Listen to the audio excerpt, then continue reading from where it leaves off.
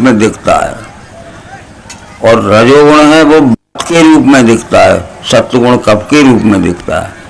इसी तरह हम जब ज्ञानी पुरुषों के पास गए थे, वो कहते थे कि देखो भाई, तमोगुणी भोजन मत करना है, अहंकार बढ़ेगा, उन्माद बढ़ेगा, सत्वगुणी भोजन करना, बुद्धि ठीक रहेगी।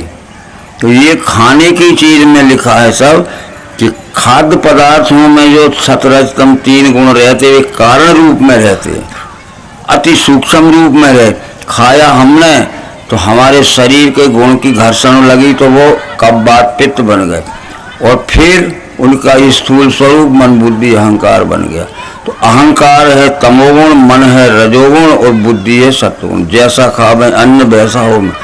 उसी चीज में मन 3 गुण जानता है, उसी चीज में 5 ज्ञानेंद्रियों से शब्द स्पर्श रूप रसगंध 5 गुण जाने। 5 और 3 कितने हो गए? 8। इसका नाम है 8 भुजा की देवी। बस ये जितना फैला है संसार, मूल माया, अष्टधा प्रकृति, साकार सगुण। तो साकार सगुण इतना ही विचार करना है अपने को कि इस एक ही वस्तु में मट्टी का टुकड़ा ले लीजिए, कागज का ले लीजिए, हमने इस एक ही में 8 गुण देखे। ये शब्द गुण आकाश का देखा, स्पर्श गुण वायु का देखा, रूप गुण अग्नि का देखा, ये रस गुण जीभ से जल का देखा, और गंध गुण पृथ्वी का नाक से देखा। 5 देखे। अब इसको हमने खाने की चीज में खाने में दिखेंगे, लिखने के पेन में लिखने में दिखेंगे, घड़ी में देखेंगे 3 गुण।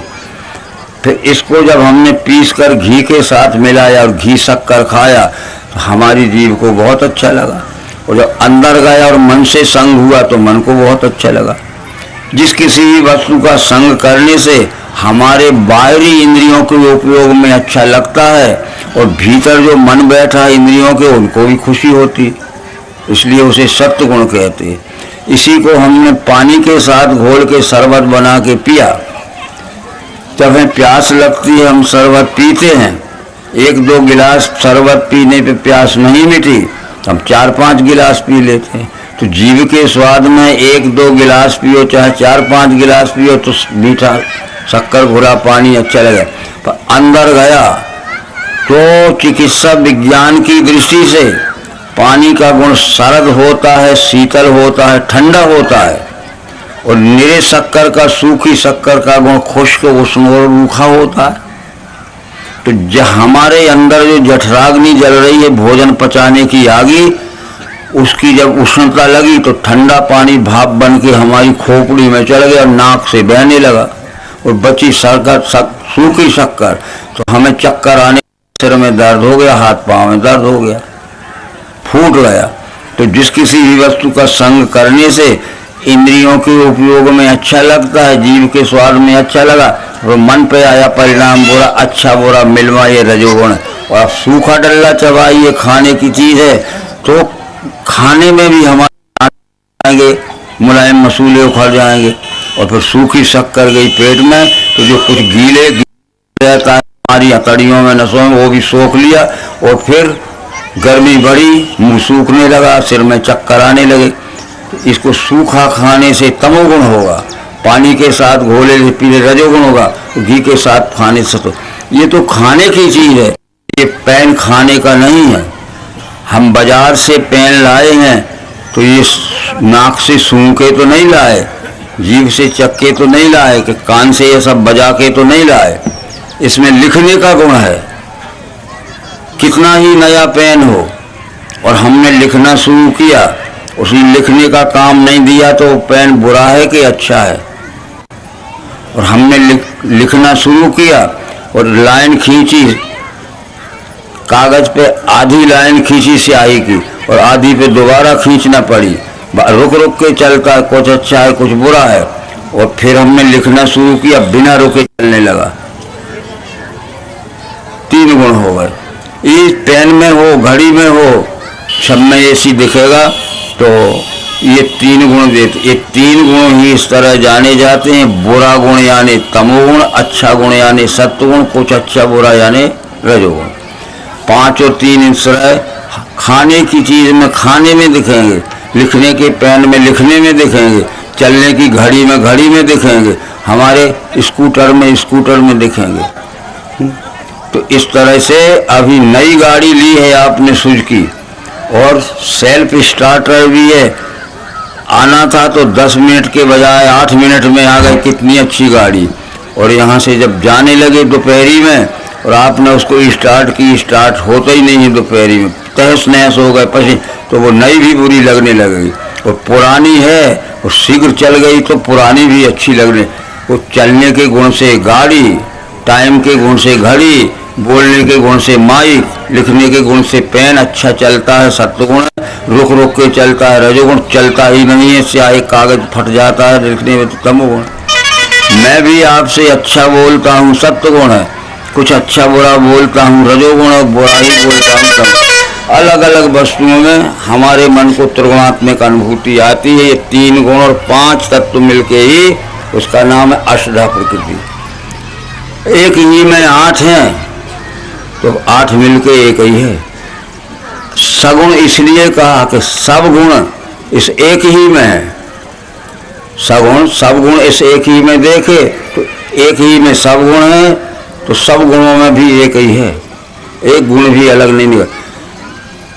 गुण इसलिए कहते कि निरे निरे गुण हमने देखे, ये निराले निराले गुण देखे, शब्द गुण देखा, स्पर्श गुण देखा, रूप गुण देखा, अलग अलग निरे निरे गुण इस एक ही में देखे तो एक ही में तो सब गुण हैं।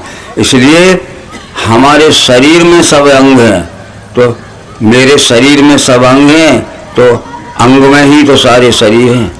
शरीर में सब अंग हैं तो अंगों में ही तो सब शरीर है।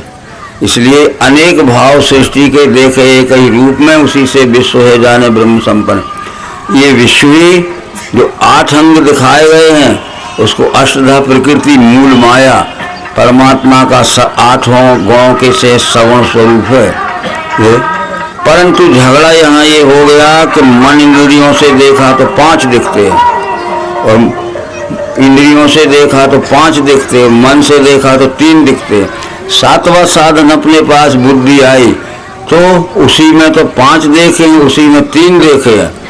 तो जब बुद्धि ये निश्चयात्मिका वृत्ति है, निर्णायक शक्ति है, विवेक शक्ति है, उसने कहा कि एक ही में इंद्रियों से 5 दिख रहे हैं और एक ही में मन से 3 दिख रहे, 5-3 के झगड़े में क्यों पड़े हो, सबका मिला के एक ही नाम दे दो ना।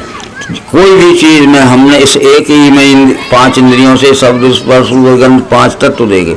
इस एक ही में नारियल ये सड़ा निकला तो कैसा है, और कुछ सड़ा सा है, कुछ अच्छा सा है, और पूरा ही अच्छा है। अभी कह सकते हो कैसा है, जब भीतर फोड़ोगे अभी कह भी देंगे हम अच्छा है, पर फोड़ा तो सड़ा निकला तो कहा बुरा है। और कुछ अच्छा है कुछ बुरा है, तो पूरा सड़ा नहीं है तो कुछ अच्छा है कुछ बुरा है, और बिल्कुल ठीक है सत्य। तो इस तरह से 5-3 का झगड़ा छोड़ो, उसका नाम रख दो। नाम रख दिया तो नाम है उसके आगे जान के बुद्धि ही जहाँ लय को प्राप्त होती है, वही सदरूप जानना, और वही है अपना रूप पुरुषोत्तम भाव से महिमा सदगुरु की है निज बोधात के। अष्टांग क्षर साकार, 8 अंगों का जो क्षर है वो साकार है, और नहीं रूप मिठास में दोनों भावना छोड़ो, नाम लय हो गया और अकेला नाम वही है अपना रूप पुरुषोत्तम भाव। ये समझाने का जो वेदों में था वही रामायण में लिखा है, वही गीता में लिखा है।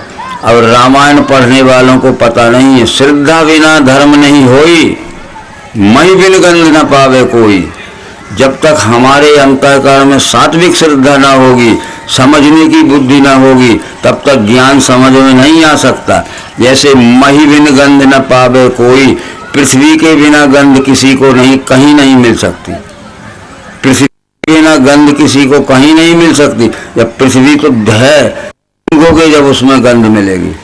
बिन तप तेज की कर विस्तारा, जल बिन रस की हो संसारा। जब तक तत्वदर्शियों का सत्संग हम ना करेंगे तब तक तत्व दर्शन नहीं हो सकता। बिन तप तेज की कर विस्तारा, तप है में शॉर्ट फॉर्म का अर्थ है, शब्द है, ता का अर्थ है तत्व, पा का अर्थ है पहचान। जो तत्व पहचान चुके हैं, तत्वदर्शियों का सत्संग न करोगे तो तब तक ज्ञान नहीं हो सकता। बिन तप तेज की कर विस्तारा, जल बिन रस की हो संसारा। संसार में कोई ऐसी वस्तु नहीं है, चाहे धूल का कण हो, घास का तिनका हो, कागज हो, चाहे लकड़ी हो, कोई है जिसमें रस, जल का गुण रस ना हो किसी चीज। परंतु जल का गुण किसी भी चीज में देखता बिना जीभ से लगाए नहीं दिखेगा। सील की मिल बिन बुद्धि बिकाई, जिमी मिल तेज न रूप गुसाई। ये तत्वदर्शियों का संग करेंगे तब हमें तत्वदर्श में हो। जिमी बिन तेज न रूप गुसाई, जैसे अग्नि के प्रकाश के बगैर रूप नहीं दिख सकता है, तो प्रकाश कितना ही फैला हो, रूप कितने हो, जिसकी आंख में प्रकाश ना होगा नहीं दिखेगा। निशुक बिन मन होय कि थीरा, परस की रहे विहीन समीरा। स्पर्श बिना वायु के नहीं हो सकता है, परंतु ठंडा लग रहा है कि गर्म लग रहा है, हवा आई ठंडी लगती है त्वचा को, हवा आई गर्म लगती है त्वचा को, बिना अपने हाथ की त्वचा को ठंडे गर्म का स्पर्श त्वचा ही होता है। और बिन विज्ञान की समता यावे, कोई अवकाश की न बन पावे। प्रयोग है, बिना विज्ञान के प्रयोग में देखे ये पांचों तत्व समान भाव से चराचर में कोई नहीं जान सकता। ठीक है, फिर यही बात तो चली गई भगवत गीता में। अंत में कृष्ण कहते हैं कि विश्व में सब मैं ही हूँ, दूसरा कुछ है नहीं, पर स्थूल सूक्ष्म रूप से हूँ। 8वें 9वें श्लोक में कहते हैं कि रसो है मप्सु कौनते, हे अर्जुन जल में रस रूप से मैं भरा हूँ। तो जल आंख से दिखता है, और जल का गुण स्वाद देखना है तो जीभ से लगा के देखना। पुण्यो गंधा पृथिव्याम चा, पृथ्वी में गंध रूप से मैं भरू हूँ, पृथ्वी प्राकृतिक गंध रूप से मैं भरा हूँ। तो पृथ्वी आंख से दिखती है और गंध नाक से दिखेगी। तो ते क्या है, तेजस्यास्मि विभावशो, अग्नि का रूप मैं हूँ, पर अग्नि के प्रकाश में अग्नि की ज्ञान दी आंख से ये रूप दिख रहे हैं।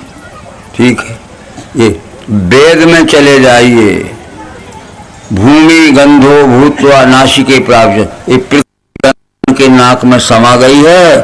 तब गंध बास लेना है तो कान से नहीं आएगी, जीभ से नहीं आएगी, नाक से ही आएगी। फिर अग्नि चक्षु भूत्वा यक्षिणी प्राविशत, ये परमात्मा के विराट स्वरूप का जो दूसरा अंग अग्नि, वो आंख में प्रकाश बन के बैठ गया है। तो जब अग्नि का गुण देखना है रूप, तो अग्नि की क्रियाशील जिंद आंख से देखना पड़ा।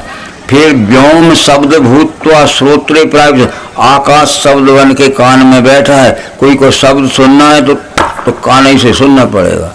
फिर आपा जल, आपा रस भूत्वा रसना प्राप्त, जल रस बन के रसना में बैठा है, पानी भरा है।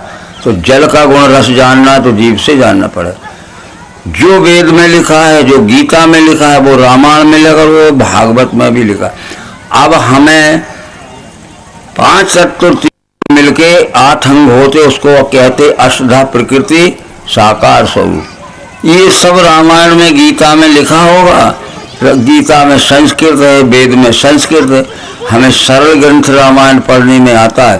तो तुलसीदास कहते हैं जिनके अगुण न सगुण विवेका, जल पही कल्पित बादे अनेका, हरि माया बस जगत भ्रमाही, तिन्हें कहते कछु अघटित नहीं। जिनको सगुण और निर्गुण का विज्ञान बुद्धि युक्त विवेक नहीं है, वे सगुण निर्गुण के विषय में मन भ्रांत बकवाद करते। देखो चौपाई लिखी कि जिनके सगुण न अगुण विवेका, जल पही कल्पित बाद अनेका, हरि माया बस जगत भ्रमाही, कहत कछु अघटित नहीं। ये बातों भूत विवश मतवारे बोले बचन। जिनको सगुण गुण का विज्ञान बुद्धि युक्त विवेक नहीं है, वे जल पही कल्पित बादे अनेका, वे सगुण निर्गुण के विषय में मन गढ़ंत बकवाद करते हैं। वे खुद ही सगुण निर्गुण के विषय में भ्रम पड़े और सारे संसार को भ्रमित कर रहे हैं।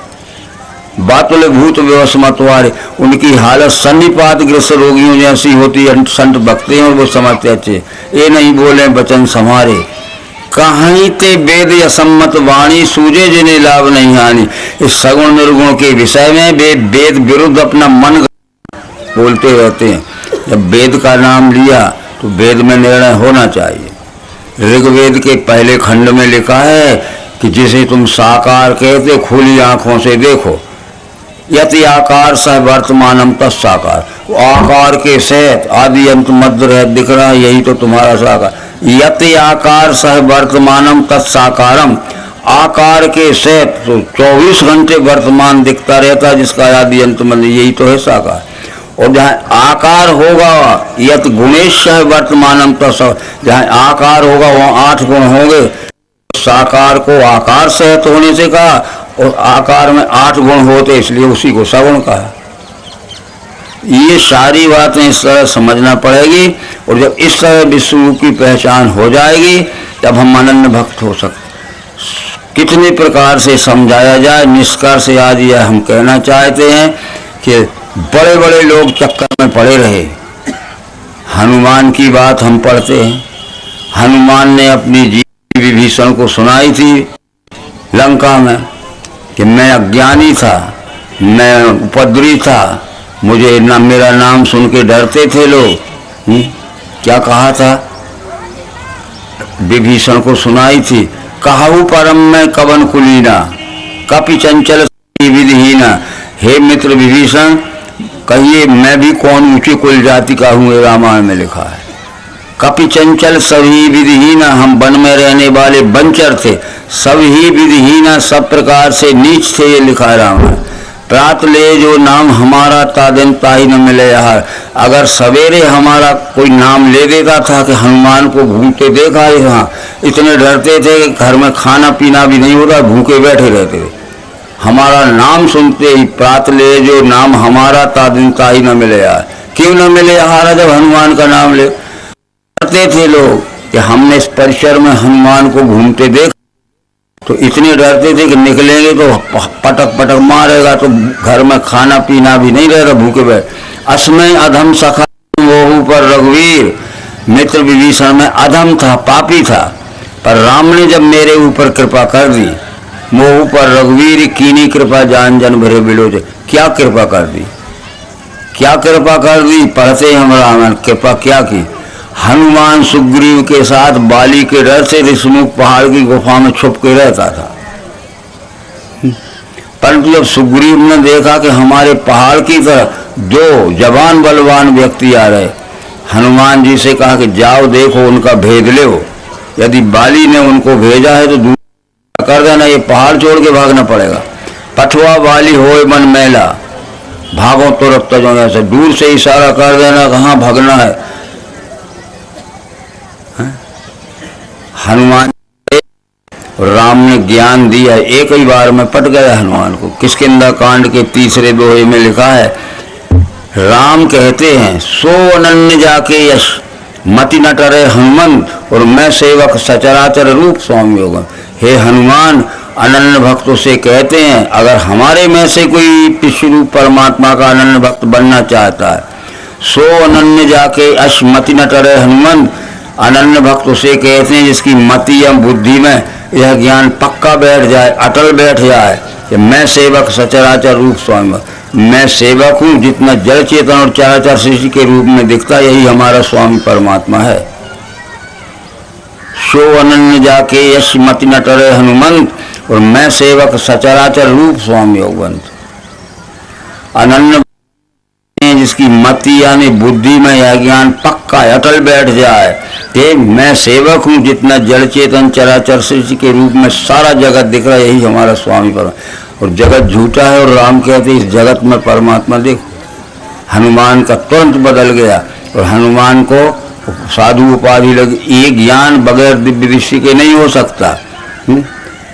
पवन तनय बल पवन समाना, बुद्धि विवेक विज्ञान निधाना, उसकी बुद्धि में विज्ञान का विवेक आ गया। तो बात 3 होती है,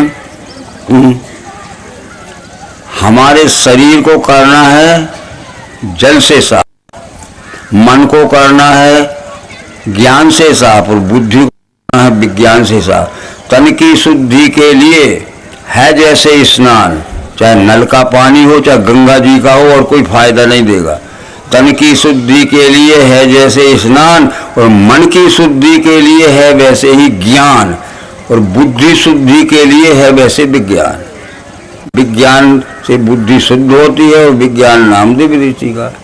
सारी बातें हैं, बहुत समय तक करना पड़ेगा।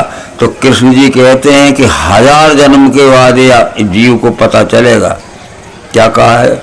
ज्ञानी अनेक जन्म के यत्न से भजता मुझे, ये वासुदेव विश्व ही है सो महात्मा। जब ज्ञान में अनेक जन्म चले जाते हैं तब यह निश्चय होता है कि विश्व ही परमात्मा है, इसके सिवाय कोई सारा भटकना मिट जाता है, सारा बिंब जहाँ बैठे हो वहीं तुम मुक्त हो गए। ये बताया गया।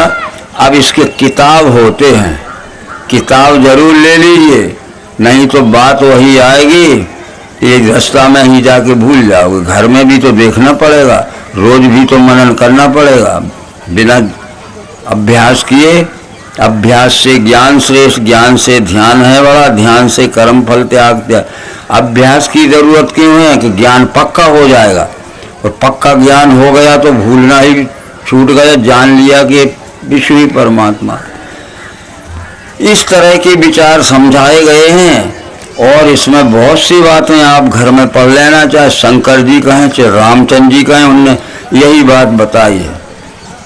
शंकर जी ने क्या कहा है अपनी देवी पार्वती को, क्या कहा? उमा जे राम चरण रत विगत काम मद क्रोध निज प्रभु में देखहि जगत। जिनके अंतःकरण में से काम मद और क्रोध के विकार हैं, उनको सारा जगत अपने प्रभु का स्वरूप दिखता। उमा जोग जप दान तप नाना व्रत मखनेम, राम कृपा नहीं करहीं तो जसमिस केवल प्रेम। चाहे योग करो, चाहे जप करो, चाहे तप करो, चाहे उपास करो, चाहे व्रत करो, इससे राम का ज्ञान नहीं हो सकता। ये एक ज्ञान चाहिए, इस ज्ञान की प्राप्ति होते ही सारा भ्रम मिट जाएगा। अब इन बातों को जिसने आज तक कुछ अंधविश्वास समझा है उसको ये बातें अच्छी नहीं लगेंगी, क्योंकि जब हम बीमार रहते हैं तो मीठी चीज भी हमें कड़वी लगती है। हम हैं अहंकार के बीमार, हम हैं धर्म के बीमार, और ये ज्ञान बताया जाएगा तो लोगों को ये लगेगा ये तो उल्टा बताते, और कह तो वही रहे हैं सब। एक बार फिर देवी पार्वती ने पूछा अपने पतिदेव शंकर से कि जब मैं अपने पिता के घर से आई थी तब सैकड़ों भ्रम भरे थे, आपने धीरे धीरे धीरे धीरे मेरे भ्रम डाल दिए। केवल 2 भ्रम है मुझे, खूब 2 भ्रम समझ लेना। पहला भ्रम तो यह है कि पुनि प्रभु कहो सो तत्व बखानी जिहि विज्ञान मगन मुनि ज्ञानी। उस परम तत्व परमात्मा के विषय में समझाइए जिसका विज्ञान हो जाने पर शुद्ध हृदय वाले योगी परमानंद में पहुंच जाए। पहला प्रश्न। पुनि प्रभु कहो सो तत्व बखानी जिहि विज्ञान मगन मुनि ज्ञानी।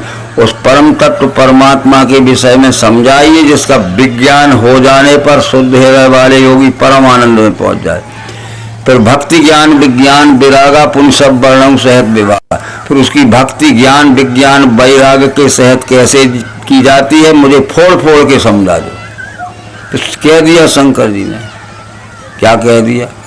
ये विवरण होगा उसका। फिर पहले इस पिंड की ओर देखो और फिर ब्रह्मांड की ओर देखो। विषय कारण सुर जीव समेता सकल एक ते एक सचेता। विषय कहते हैं शब्द स्पर्श रस गंध को। इस विषयों का ज्ञान होता इंद्रियों से, कान नाक त्वचा जीव नाक, और इंद्रियों को प्रकाशित करते हैं तत्व पृथ्वी जल अग्नि वायु आकाश। और शरीर विषयों को, इंद्रियों को, तत्वों को प्रकाशित करते जीव। विषय कारण सुर जीव समेता एक सचेता। और सबकर परम प्रकाशक जो ही राम है अनादि अविद्य। और सारे विश्व को प्रकाशित करता है वो अनादि राम है। अनादि अनादि कहते हैं विश्व रूप को। ये रामचंद्र जी दशरथ जी के पुत्र के विषय में नहीं है कि त्रेता युग में पैदा हुए थे, चैत के महीना में पैदा हुए थे, उजेले पाख में हुए थे, 12 बजे दिन को पैदा हुए थे, अभी भी रामनवमी मनाते। अनादि राम है। बताओ, विश्व रूप सबका प्रकाशित करने वाला। विषय करण सो जीव एक से एक से। और सबकर परम प्रकाशक जो ही राम अनादि अवधपति सोई। वो अवधपति को हमने क्या समझ लिया? वो फैजाबाद का अयोध्या। वेद में लिखा है कि अष्टाचक्रे 9 द्वारे देवानाम पुर अयोध्या। इसमें 8 चक्र लगे हैं, तत्व 3 और 9 द्वारे हैं। वो अपने मानव शरीर में 8 तत्वों का बना हुआ ये शरीर है। 5 तत्व 3 गुण, 5 तत्व 5 ज्ञान 3 गुण। परंतु इसमें 9 द्वारे का बना है ये। परमात्मा के अंश जीवात्मा के रहने वाला जो छोटा सा मकान 8 मटेरियल से तो बना है, 5 तत्व 3 गुणा का बना शरीर, 9 दौरे लगे हैं, 2 आँख के, 2 कान के 4, 2 नाक के 6, मुंह का 7 और एक मल का, एक मुंह का 9 दरवाजे का मकान है। ये 9 द्वारे के मकान में परमात्मा का जीव आत्मा रहता है। और 8 तत्वों का वनाशुद्धा प्रकृति, और जो विश्वरूप परमात्मा 5 तत्व 3 गुण 8 9वां गुण साम्या है, उसमें 10वां अक्षर में रहता है वो उसमें। तो अवधपुरी का मतलब वो है कि ये विश्व ही अवधपुर है। अष्टाचक्रे 9 द्वारे देवानाम पुर अयोध्या, तस्मिन् हिरण्मये कोशे स्वर्गो जोष्यवृता। समझाने में ये हमारा शरीर भी 5 3 8 5 तत्व और 17 स्तंभ 3 गुण, पृथ्वी जल अग्नि वायु आकाश मन और धी अहंकार, यही मेरे प्रकृति के 8 अंग हैं। मेरे साकार शरीर 8 का बना। इसमें इस साकार शरीर के बने हुए 8 अंगों के मकान में 9 दरवाजे लगे हैं, खिड़कियां। कहाँ लगी? 2 आँख के, 2 छेद नाक के, 2 कान के, कितने हो गए? और एक मुंह को, और एक टट्टी को, एक पेशाब को। ये 9 खिड़कियाँ लगी हैं। और 8 तत्वों का बना घर है और 9 खिड़कियाँ लगी। इसमें परमात्मा का बेटा जीव आत्मा रहता है, पर जीव ईश्वरन जीव। और ये विश्व भी 8 तत्व 5 तत्व 3 गुण का बना है, और गुण साम्य, उसमें 10वां परमात्मा रहता है। अति अतिष्ठित 10 अंग। ये तो कुछ दिन सत्संग करिए, विश्व को छोड़ के कोई परमात्मा नहीं, बस। इसलिए अब तक भटके अब मत भटको, छोड़ भटकना राह पे आ। अब तक भटके अब मत भटको, और कब तक भटकोगे? 1000 जन्म तक भटकना छोड़ के इस तत्व ज्ञान की राह पे आ जाइए जहाँ बैठे हो। इसके आगे वो क्या कहते हैं कि मैं उस परमात्मा विश्वरूप के विषय में समझाता हूँ। बिन पग चले सुने बिन काना, देखो विराम लगाना। बिन पग, बिना पांव का है वह निराकार दिशे, तो चले साकार बन के चल रहा है। सुन काना, सुन रहा है साकार बन के, और बिना कान का है निराकार बन से। कर बिन कर्म करे विधि नाना, बिना हाथों का है निराकार दिशे, और हाथों से काम भी कर रहा है। आनंद रस सकल रस होगी, एक वो बिना जीव को है निराकार दृष्टि से, और स्वाद ले रहा है साकार बन के। बिना गाहे गंध बिन गान विषय का, अरे बास ले रहा है साकार दृष्टि से, और निराकार है। असब भांति अलौकिक करनी, महिमा जासु जाए नहीं बढ़नी, दोनों साथ में लगे हैं। तो इसलिए ये भी कहा है कि सगुण ही अगुण नहीं खच भेदा। सगुण निर्गुण में कोई भेद नहीं है, और जब तक भेद देखेंगे अवश्य और भी कितने जन्म लगाओ इसके पहचानो, इसके साथ में। जैसे अपने शरीर के साथ में सच्चाई का व्यवहार करते हो, ऐसे विश्व के साथ में करो। अब एक छोटी सी बात कहते हैं, क्योंकि समाप्त भी करना है। इस मानव शरीर की ओर देखिए। हमारे शरीर में आँख है कि नहीं? आँख पूरा शरीर नहीं है, पर शरीर से अलग है क्या? हमारे शरीर में आँख है, आँख पूरा शरीर नहीं है, पर शरीर से अलग है क्या? आँख अपने लिए देखती है कि शरीर के लिए? खूब सोच लेना। वो कहे मेरा कुछ ना बिगड़े, तो वो पाँव कौन ले जाएगा? आँख को बाजार में कौन ले जाएगा? पाँव। तो पाँव के लिए देखती है कि देख के चलो कांटा ना लग जाए, गड्ढा में ना चले जाए, मैं गिर जाऊंगी तो फिर कहाँ जाऊंगी। तो वो पाँव को बचाती है, अपनी सुरक्षा को रखती। पाँव भी अपना पूरा शरीर नहीं है, पर शरीर से अलग है क्या? अरे अपने लिए चल रहा है कि मेरा कुछ ना बिगड़े, नहीं। वो इतने शरीर का बोझा लेके चल रहा है कि इसको ले जाएंगे, जब तो पहुंचेंगे कहीं तो बच के चलता है, और गिर गए तो फिर शरीर ही कहाँ जाएगा ये। इस तरह से हमारा एक अंग पूरा शरीर नहीं है, पर शरीर से अलग नहीं है, पर वो एक अंग भी पूरे शरीर का ध्यान रख के काम करता है। हमारा कान पूरा शरीर है क्या? पर शरीर से अलग है क्या? कान अपने लिए सुनता है कि शरीर के लिए? जब पीछे से गाड़ी आ रही है पू पू बोल के, किसने सुना? सुना तो हट के अलग हो गए। तो कान भी बच गया और शरीर बच गया। नहीं सुना उसने तो लगा धक्का तो शरीर चकनाचूर हो गया, कान भी चकनाचूर हो गया। इसलिए एक एक व्यक्ति पूरा परमात्मा